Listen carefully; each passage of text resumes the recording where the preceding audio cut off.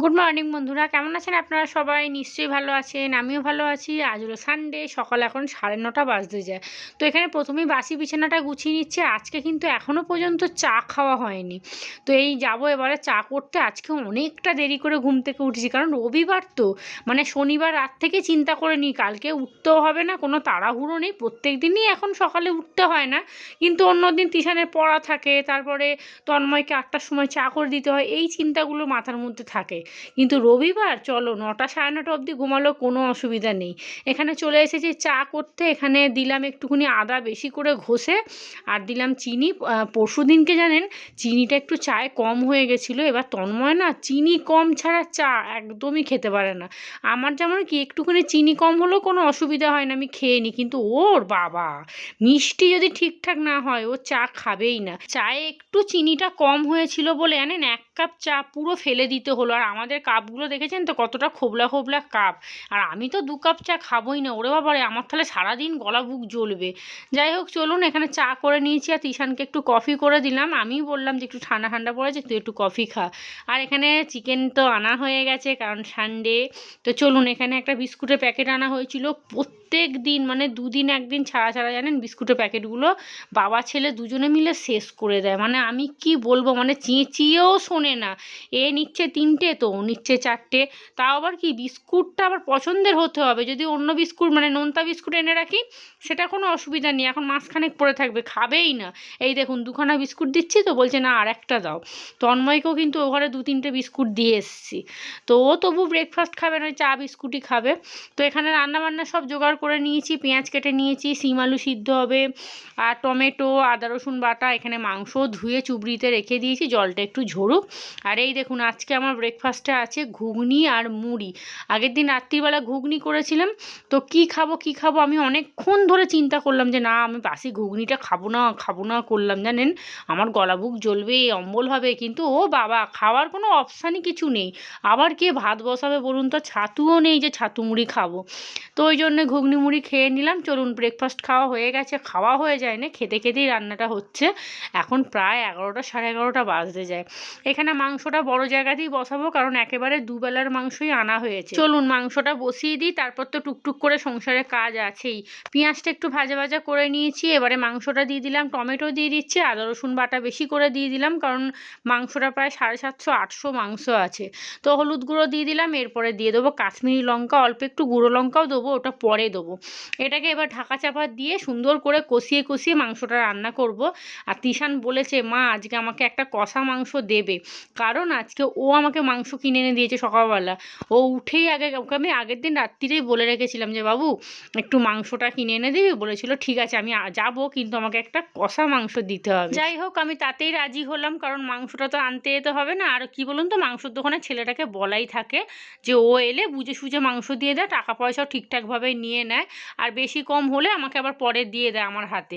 তো অসুবিধা হয় না, ও শুধু যায় ওর হাতে মাংসটা দিয়ে দেয়, আর বেশিক্ষণ দাঁড়াতেও হয় না, কারণ জানে বৌদি পাঠিয়েছে। তো এখানে মাংস এখানে কষানো চলছে, আর আলুগুলো দিয়ে দিয়েছি। আর আজকে শুধু মাংসর ঝোল ভাতই হবে, কারণ আর কিচ্ছু নেই সবজিপাতি। আর এই দেখুন দেখছেন এখন এই সবগুলো খুলেছে, আর এই জানলা বন্ধ করে রান্না করা সম্ভব বলুন তো, কি আর বলবো। যাই হোক চলুন, এখানে মাংস কিন্তু একদম হয়ে গেছে। আর একটু গরম মশলা দিয়েছি, গুঁড়ো গরম মশলাটা খুঁজে বার করলাম, এইটুকু পড়েছিল দিয়ে দিয়েছি। আর দেখুন মাংসটা দেখে মনে হচ্ছে না খাসির মাংস, আমি তো যখন ঢাকনা খুলেছিলাম আমার দেখেই মনে হচ্ছিলো বোধহয় খাসির মাংস। যাই হোক চলুন, মাংস হয়ে গেছে। এদিকে যা বাসন ছিল সব মেজে নিয়েছি, স্নান করে চলে এসেছি। আর তিশান পুজোটা দেবে, আজকে শ্যাম্পু দিয়েছি।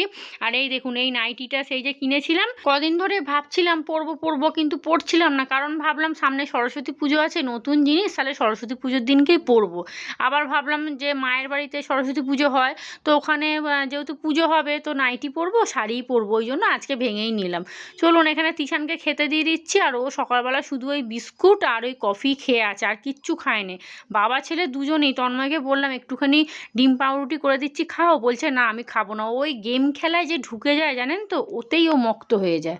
এখন বাজে 1:30 কি 1:40 হতে যায়। তিশান ওদি ঘরে খাচ্ছে, তন্ময় গেছে স্নান করতে।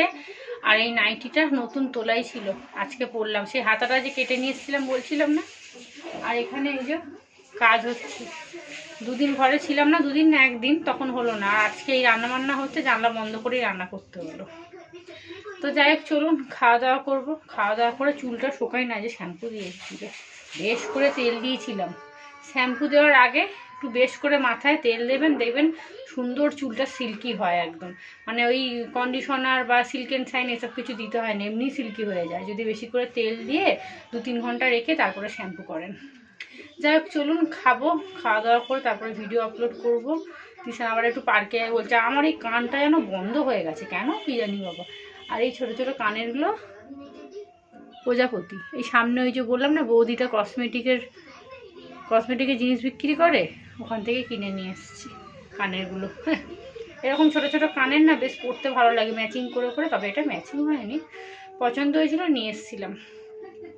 যাই হোক চলুন, আজকে রান্না বলতে মাংসের ঝোল ভাত, আর আমার জন্য একটু শিম আলু সিদ্ধ করেছি, কারণ সবজিপাতি ঘরে কিচ্ছু নেই, কিচ্ছু না। কাল সন্ধ্যেবেলায় ভেবেছিলাম একবার বাজারে যাবো, কিন্তু যা ঠান্ডা পড়লো আর আমার যা গাতে পায়ে যন্ত্রণা হচ্ছিলো, দূর আমি আর যাইনি। চলুন খাওয়া দাওয়া করে নিই। আর প্রচণ্ড চুল উঠছে, মনে হচ্ছে টেকো বউ হয়ে যাবো। Good evening. সন্ধে এখন 6টা বাজতে যায়। এখানে দেখতেই পাচ্ছেন পাশে কে বসে আছে, মা এসেছে। মা একটু পিঠে করেছিল আগের দিনকে, তো সকালবেলা তো আসতে পারিনি কারণ রান্না বান্না ছিল। তো মাকে বলেছিলাম তাহলে তুমি বিকেলবেলা এসো। তো এখানে একটুখানি সিদ্ধ পিঠে আর পিঠে নিয়ে এসছে, কী বলো ওটাকে, বাঁধাকপির পিঠে। আমি ভুলেই যাই, বাঁধাকপির পিঠে আর তার সাথে নারকেলের পিঠে আছে, গুড় আছে, গুড় দিয়ে খাবো।